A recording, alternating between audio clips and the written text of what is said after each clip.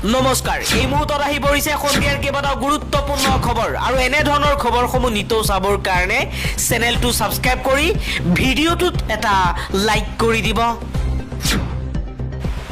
এই মুহূৰ্তত জনাইছো এটা ব্ৰেকিং নিউজ মিয়া মুছলমানৰ বিৰুদ্ধে গৰজি উঠিছে মুখ্যমন্ত্ৰী হিমন্ত বিশ্ব শৰ্মা মুখ্যমন্ত্ৰী হিমন্ত বিশ্ব শৰ্মাই কৈছে মিয়া মুছলমান চৰত থাকিব লাগিব চৰত মাটি দি থোৱা আছে চৰৰ পৰা শিৱসাগৰ যোৰহাটলৈ আহিলে সহ্য কৰা নহব মুখ্যমন্ত্ৰী হিমন্ত বিশ্ব শৰ্মাৰ এই মন্তব্যৰ পাছতে হৰপ হৈ পৰিছে সংখ্যালঘু সংগঠনৰ নেতা মুছাব্বিৰ আলী আহমেদে কৈছে বহুৰূপী মুখ্যমন্ত্ৰী হিমন্ত বিশ্ব শৰ্মাই প্ৰথমে চৰ অঞ্চলতেই উচ্ছেদ কৰিছিল জীৱন মৰণৰ চিন্তা নকৰি অনুপযোগী ভূমি মিয়াই সভা কৰি উপযোগী বনাওতে চকু চৰহা হিমন্ত বিশ্ব শৰ্মাৰ কুদৃষ্টি পৰিছিল এতিয়া আকৌ উলুটা খৰ মাৰি মিয়া মুছলমানৰ বাবে চৰত মাটি দি থোৱা আছে বুলি মন্তব্য কৰিছে পৰৱৰ্তী খবৰ সকলো মুছলমানে ত্যাগ কৰিব লাগে কংগ্ৰেছ মুক্ত অসম হলেহে মিয়া মুছলমানে মুক্তি পাব কংগ্ৰেছৰ বাবেই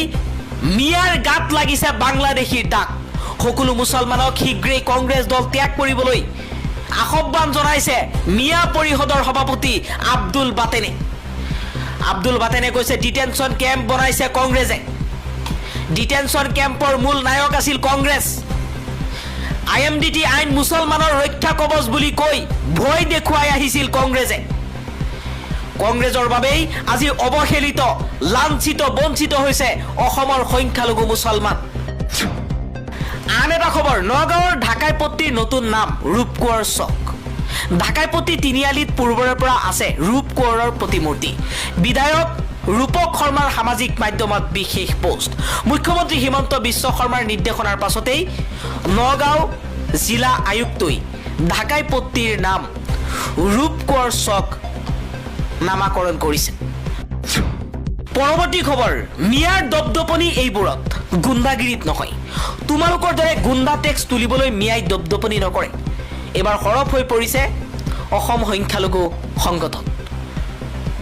অসমৰ মিয়া মুছলমানক লৈ যি ৰাজনীতি বৰ্তমান সময়ত চলি আছে সেই ৰাজনীতি 2026 চনৰ বিধানসভা নিৰ্বাচনৰ বাবেহে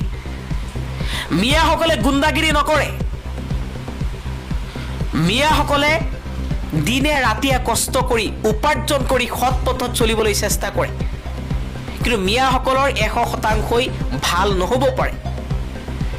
কোনো জাতি জনগোষ্ঠীত 100% ভাল মানুহ নাই